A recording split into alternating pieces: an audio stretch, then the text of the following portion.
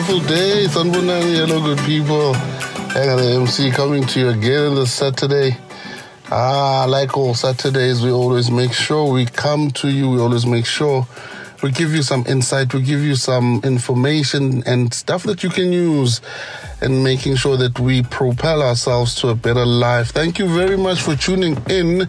Once again on the Saturday, I'm hoping you also had a chance to listen to some of the episodes that have been going out from our podcast team. There's so much going on at the moment. I'm hoping you definitely are tuned in and maybe keeping note with what's happening in our profile, in our podcast, our platform, because over and above everything that we come to you with nowadays, there's also competitions that are there. Last week, I remember a lot of the time we spent just praying because of the kind of situation we find our country in. That's a beautiful topic on its own, something that we could really just take some time and do some introspection as to where we are as a country and where we are going, really, because some of the issues that are really showing and persisting in our everyday lives are showing the type of need for us to really talk to the youth and for us to really invest in some information and things that people are needing, because so much maybe is not going right. But I'm not going to stick there, because obviously there's that much to talk about, but that's not going to be the topic I'm going to talk to you about today. Over and above that, as I mentioned, yes, there's competitions. If you have a chance and if you are maybe one good listener and making sure that you're participating in a lot of activities that we are giving when we dish out with the Empowerment Podcast, I'm hoping that you'll also get to see there's a competition running that I'm hoping you guys will maybe take part in. The Power Monday. If you know Sis Nompilo, she is doing something fabulous, and with everything that she's busy with, there's also a conference that she's holding. It's the 3rd Annual Women's Conference 2021, and there's tickets going out there. There's powerful speakers there. There's people who are destined to make sure that you, especially women, because I believe it's strictly for women, will take a lot from there. So if you are interested, hopefully you will definitely log on to our profiles and our social media sites, and you will be taking part in that competition. I believe it's 190 for a ticket, so definitely get yourself there. As the Empowerment Podcast, we are also giving you an opportunity to answer a few questions, and if you do get it right, somebody might be getting a free ticket to this conference. So do make sure that you participate. So in case you are hoping to also put your name down as a participant, and once you've listened to this show, give me an answer to one of these and I'll see how far your entry can go. So first and foremost, maybe before I go straight to my episode, if you can give me who is the founder of the Empowerment Podcast, if you can answer me that, or let's just say if you can also answer why is August a Women's Month. And thirdly, if you can tell me what are the 3 pillars of the Empowerment Podcast. If you can give me those answers and give me the show that you've listened to and how you've entered about the competition, you stand a chance of winning yourself one of those tickets. It's beautiful times. It's obviously innovations that are looking to take us forward as a country, as women of this country. So do involve. Remember, on Facebook we're there, on Instagram we're there on TikTok, YouTube. There's a lot of content we're posting, hoping that you're also looking out for that. Twitter as well. So do involve yourself. So ladies and gentlemen, before I carry on too much, I do actually have someone today who's going to be the one sharing.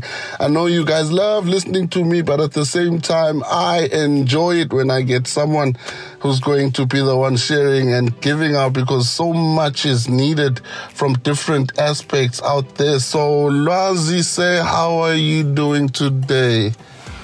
Greetings to your listeners. Thanks for inviting me to your platform. Nah, definitely, definitely. So let Lwazi introduce himself. Yes, I'm speaking with Lwazi Nyawo namhlanje, and he's going to give off a few of his information and a bit of his background, how he's gone about everything that he's gone about in his life up until this point, and we can just take it from there whilst we learn from you. So Lwazi, yeah. So tell us about you. Tell the listeners who you are and where you're coming from. A bit of background. Where do I start, Yanga?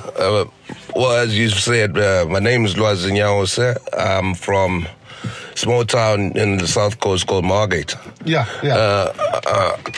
Well, I completed my secondary education or my high school at Potchefstroom High School. Mm-hmm. Yeah, I was probably known as a sportsman. I played soccer, basketball, rugby, so I was an athlete. I then furthered my education and went to Durban University of Technology, where I undertook my national diploma and BTEC in town and regional planning. Yeah. Well, I think that my love for that profession came about was because I was exposed in the built environment based on my study of my subjects that I took. I was doing engineering, graphics, and design, civil technology. I think that also paved the path for me going about this profession. In terms of work experience,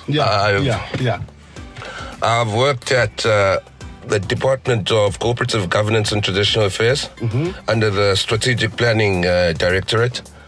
I've also worked, it's tough, Yanga, because a huge issue is it's about 70% of our youth is unemployed. So I was also, once I had completed my qualifications, I was one of those that were not employed. So I had to go back and started coaching back in my high school, and then until I found something at the development house, where I was also assisting them in just doing land surveys. We just land, which basically comprises of land audits and doing settlement plans. That also assisted me, as I also got an opportunity to work at the Stock Milton and Conway, the land surveyors, where I was just busy with development applications, where I was doing rezoning, subdivisions, consolidations, all development applications. So once that's called land use development planning. Oh, okay. I then moved. That also boosted my CV, as that also allowed me to go and work in local government at Muzwabantu municipality, which is a municipality for Harding. Okay. That's where I am currently employed now. I've been there for 6 years. I'm IDP coordinator, which basically means integrated development planning coordinator, where I draft the IDP. The IDP is a strategic document for the municipality. But it basically is the Bible for the municipality. As you know, planning is all. Some may know, some may not, but planning is in terms of the Constitution, is a local government mandate.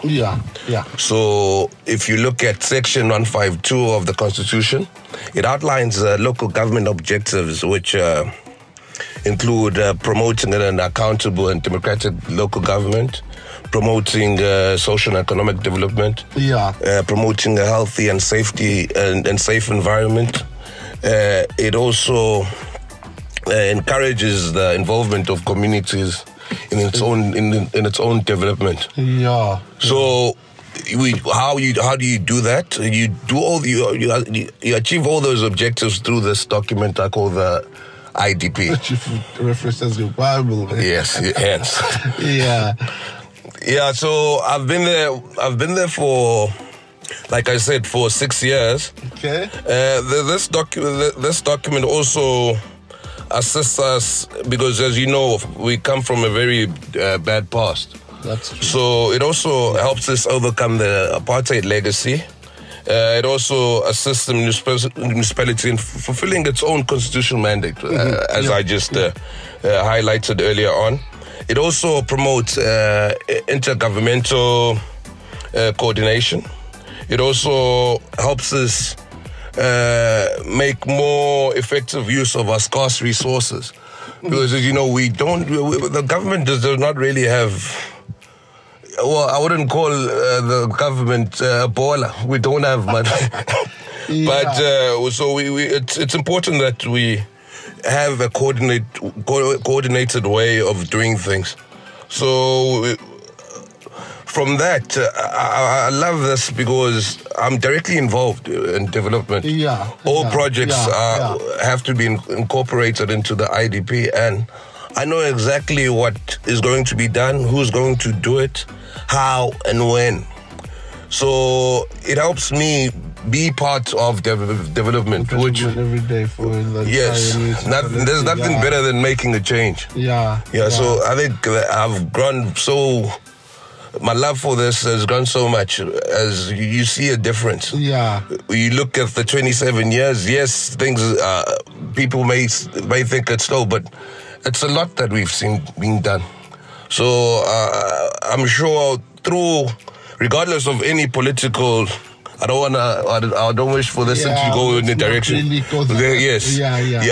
what I'm saying is, either way, whoever is in charge, but as long as I'm involved and I can make any positive contribution. Impact, So that's all I think I can give you at the moment. Okay, no, thanks. That's kind of a handful because I was going to get to that question where I'm really about exactly what are you doing on your everyday basis, and just unpacking more as an IDP coordinator. What is your roles and responsibilities? You've really touched on a lot on that already, and I was quite taken there just as you just talking, and you also touch base on just that step when there was no opportunities, if you can put it that way, because I'm pretty certain you were pretty much applying, you're pretty much, going out for everything that's out there, but nothing was just coming through. And that's when you just mentioned there was that gap or that step when you took and you went out, you really involved yourself, so for me, that's just another plus, something that we really want to just encourage for our graduates. Some people are with the type of papers that they need to go forward in life, but the opportunities haven't presented themselves. So it's not about really standing still and waiting for something to come, but it's going out, even if it's involving yourself voluntarily. I mean, you're already playing a part somehow, and that can be a means and ways of you being noticed. So thanks, as I said, and maybe just for you to paint a bit more on the challenges that you've really seen coming into that kind of industry, how maybe a young person can come in and maybe not expect what they've seen and then have to adapt, because that's the thing about your tertiary and your educational experience and then going out and now being in your working environment. So take me through all of those kind of challenges that maybe you would want to highlight, so 1, 2, 3 person can maybe also just look out for these. It's funny you say that, Yanga. Well, you're completely correct. Not everything is what it seems. When you're being taught everything, I think you're being taught for a perfect world. That's true. Where everything goes your way, and it's more idealization more than anything.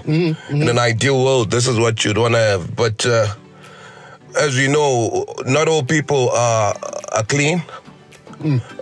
So not everyone has the interest of everyone at heart as well. So as much as you'd want to make a difference in people's lives and communities, well, for instance, I'll just start by saying one of the things that we do is we usually do public participation as well, where we go to the community. Yeah. And we get what people want. Well, what we get from that is what they call a wish list. True. Okay. What ideally this ward would like to have. You get that from everyone. Yeah. But at the end of the day, the person that makes the decision is the political leadership, the people in charge. True. Rather than the people that are actually going to be beneficiaries of such projects or whatever, or programs. So sometimes you realize that this is being done to suit a certain narrative, and sometimes you're stuck between a rock and a hard place where you don't know whether to challenge certain decisions, because sometimes it could be career suicide as well. You see, because as you know. It could be very detrimental for your career moving forward. But some things as well would be challenges is going to interviews, because I've been going to interviews as well, where you realize before you even get into the boardroom that no man, this is not me. I don't have a chance. But what you do is you still carry on. You show what the best you can do is show people that you know what you're doing and you love it. I've been to interviews where you can clearly detect that this guy is going to get the job by... So there's nepotism, there's political deployment, but don't let those stuff affect you, because the life is full of those challenges. Everything happens when it's meant to be. Because the last thing you'd want as well is to be in an environment where you're not wanted. I understand. So so some of the things that we do is we also do monitoring and evaluation. Yeah. So how else would you, when you plan, how else would you know if the relevance or the effectiveness of your plans are? So we do performance management as well. So some of the challenges from that would be people not adhering to deadlines. Some would, at the same time, due to certain things, like I said earlier on, that some people are put into positions where they don't necessarily qualify, and as a result, it has adverse effects on the community itself, because that particular department or function is not functioning to its optimum because of the personnel in place. So it's those things. But what I always find in the work environment is, well, from management, what you get is, I'm sure you've seen this as well at your workplace, where a happy environment yields better results in terms of productivity. So people tend to do what they employed to do, and they stop there. Whereas cooperative governance means we work together. Whether you in IT, you in town planning, you in HR, everyone has a role, but we also have to hold hands and work together. So it's being a unit. I'd always promote that. Working it as a team. Yes, we need leaders, but always try to be a leader. Whether you're leading yourself or you're leading a group, try to always make a difference. Thanks. Definitely. No, thanks. I can actually hear there's a bit of intense when you do mention them, so feel quite strongly about some of these. So no, thanks, Lwazi. So I'm really hoping people are taking in as much as they can from this kind of experience that you've had in the fields that you've been. So Let's talk, Lazi, before I let you go, to our listeners. I'm talking to the young now. I'm talking to the upcoming. I'm talking to them and hoping that they take from your experience, from my experience, because there's so much that maybe they have not yet been exposed to yet. And it's things that maybe we could give and raise red flags before reaching, in terms of saying, listen, there's 1, 2, 3, 4, 5 things you should just watch out for as you are en route to going about your business and maybe pursuing your career, pursuing your goals. Let's talk about one or few of those things. What do you want to just say to the upcoming, to say, let's be vigilant, let's be very careful not to make these kind of mistakes as we go about things? All right. No, thanks, Yanga. I think, as a line, I'd always say, where there's a will, there's a way. Yeah. So if you want it, go get it. Mm-hmm. Yeah. So everything has its challenges, I'll always say. That's correct, yeah. Everything has its challenges, and you can only help yourself. True. Yes, you must always know, because I always go back, like I said, I finished my qualifications and I was sitting at home. True. I realized, no, man, sitting at home is making me really miserable. And I'm getting grumpier. I think the only space where I'm okay is when I'm drinking. And I realized, no, man, this can't be my life. This can't be my life. Yeah. I thank the Lord. I mean, I prayed to the Lord, no, man, let me go and start coaching skills development back where I came from, because I love sports as well. So whilst I was doing that, things started changing and getting better. Yeah. I think by giving back, by giving to people, I was also getting more blessings. True. Yeah. So I ended up, like I said, getting a job.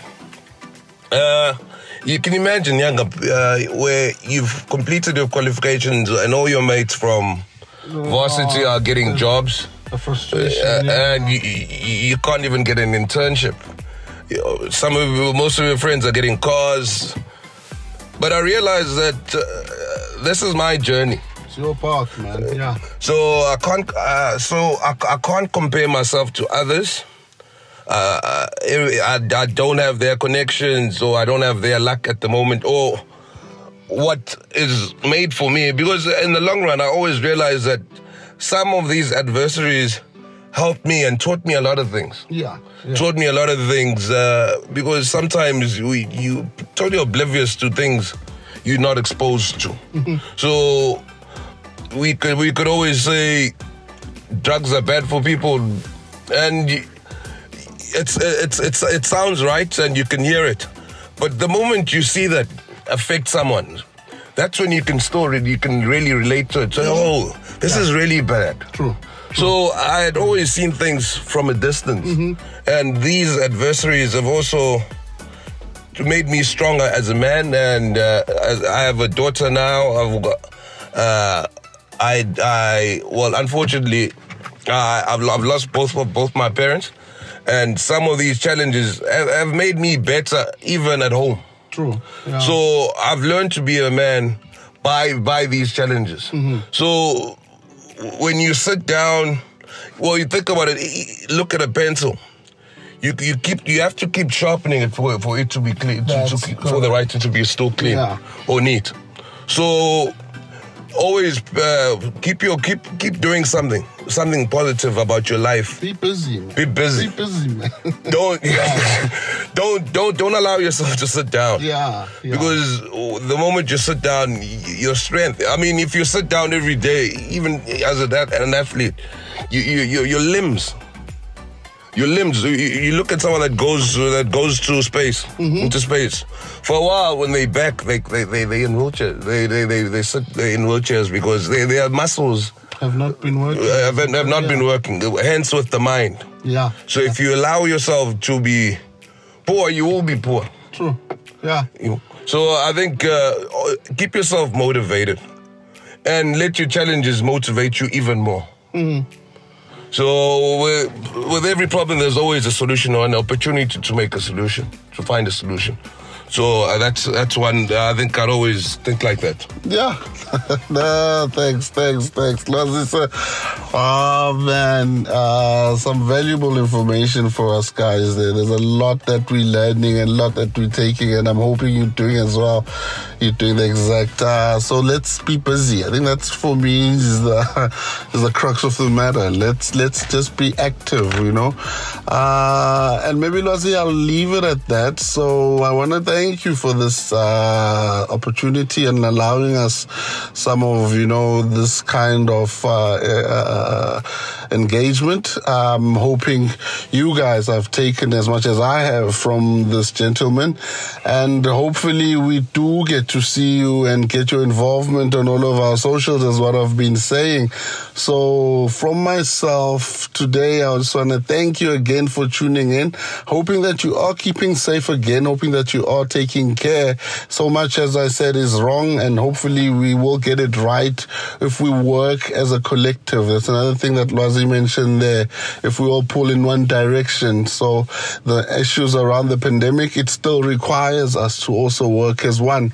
Make sure that we taking and playing our role in keeping safe, keeping that distance, sanitizing as regular as we should, and maybe wearing our masks. So ladies and gents, from me, thank you very much again for coming in on this Saturday, and hopefully we will meet again next week. So thank you very much. Bye.